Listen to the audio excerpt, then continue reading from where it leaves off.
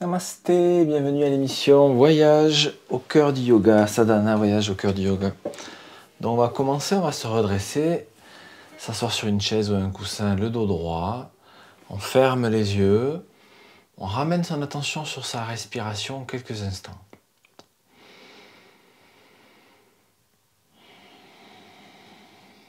Allez, on lâche prise sur les pensées.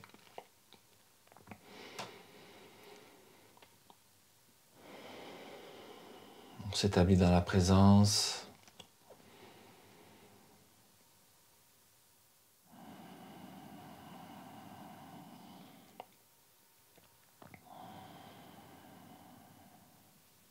Observe chaque inspire, chaque expire.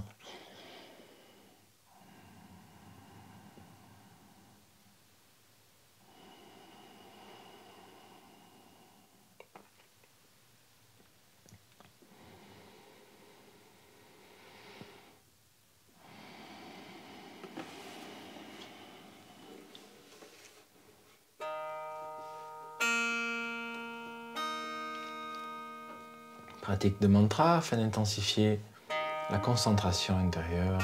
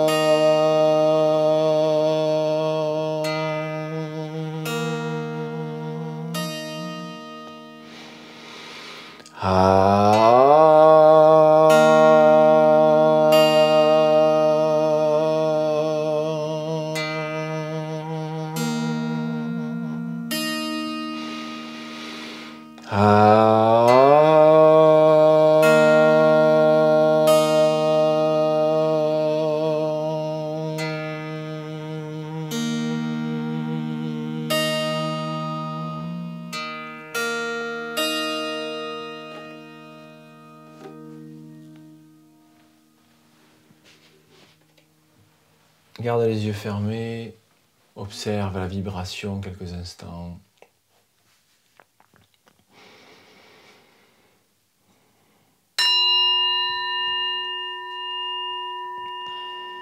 Petite pratique de pranayama, respiration 4 temps. On va expirer complètement. Maintenant, inspirez par le nez. Bloquez poumon plein. Expirez.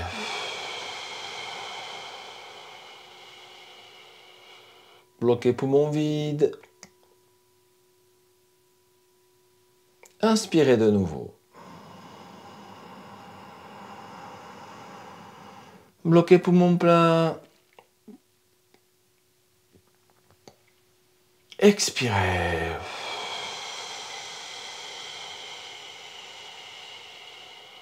Bloquez poumon vide. Inspirez de nouveau. Bloquez poumon plein. Expirez.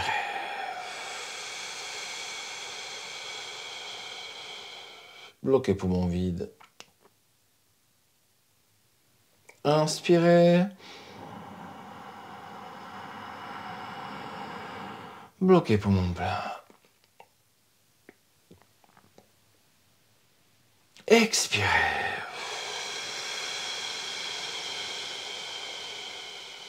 Bloquez poumon vide. Inspirez une dernière fois.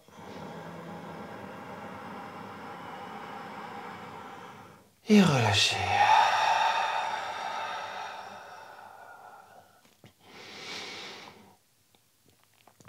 Un petit soupir, inspirez de nouveau.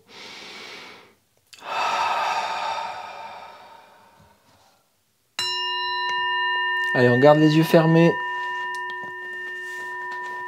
On reste en position comme de méditation. Pratique de méditation analytique. Donc on continue sur le texte qu'on a vu la semaine dernière de la Brihadaranyaka Upanishad. Méditation analytique, les yeux fermés. Douce comme du miel est cette terre pour tous les êtres. Doux comme du miel sont tous les êtres pour cette terre.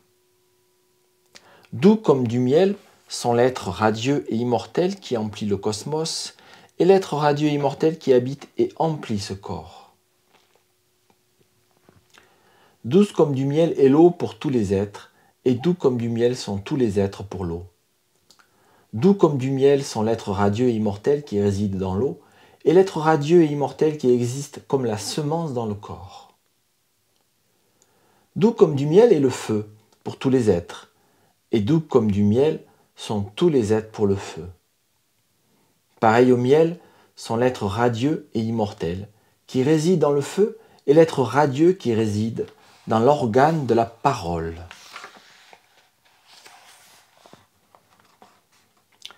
Celui qui habite dans la terre et cependant fait partie de la terre elle-même, que la terre ne connaît pas bien qu'elle soit formée de son corps, qui de l'intérieur règne sur la terre et y maintient l'ordre.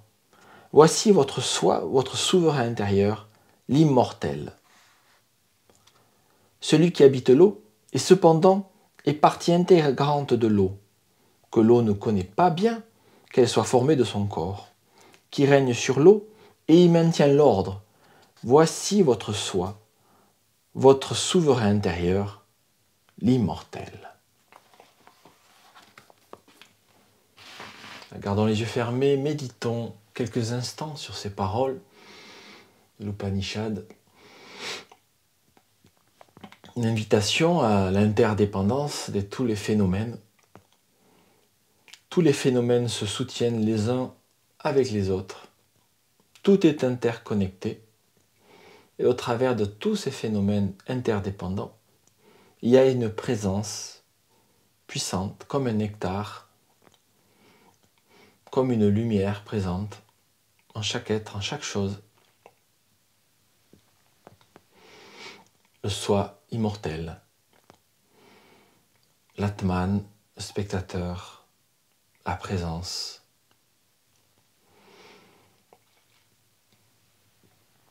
On en revient un peu comme à ce qu'on a vu la semaine dernière, ce passage qui nous invitait à voir au travers de chaque être, au-delà de la forme, c'est le soi qu'on recherche, c'est l'être.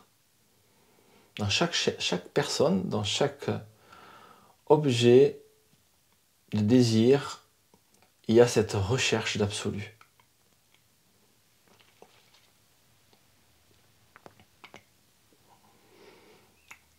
Essayons de ressentir cette conscience d'interdépendance.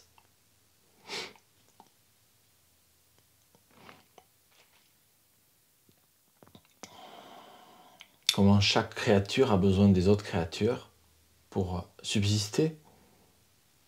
Et tout s'auto-nourrit.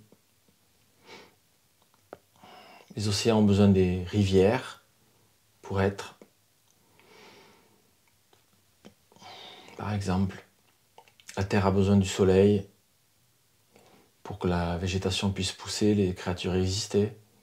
D'autres créatures ont besoin d'autres créatures pour exister, pour se nourrir. Continuellement, il y a ce cheminement, interdépendance. Moi, j'ai besoin de spectateurs pour pouvoir enseigner. Les spectateurs ont besoin ou ceux qui écoutent la radio ont besoin de ma présence pour pouvoir pratiquer.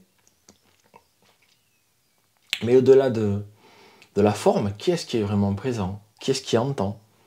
Qu'est-ce qui voit? Là, on revient encore à d'autres Upanishads qu'on a vus auparavant.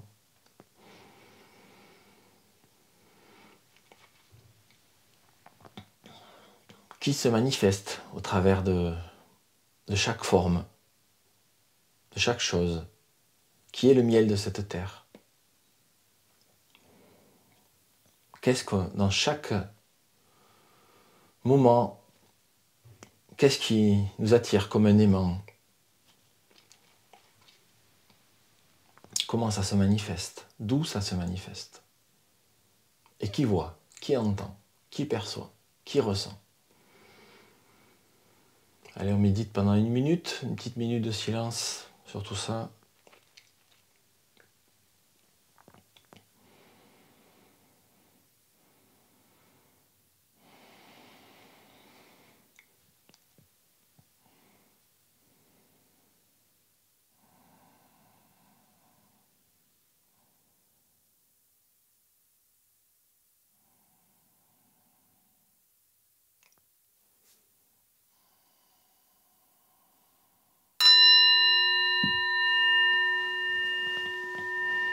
Et doucement on revient, on va faire juste quelques petits mouvements avec la tête d'abord, petite rotation avec la tête,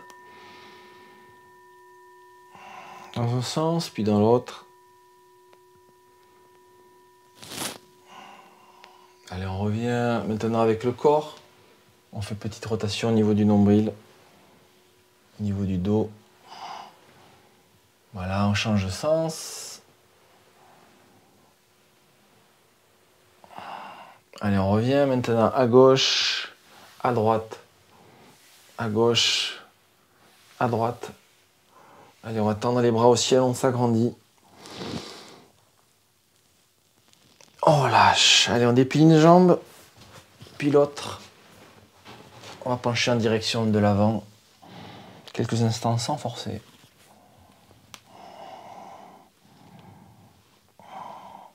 Allez, on revient. On se redresse, on ferme les yeux quelques instants. Souffle calme, on est détendu. Visage est détendu.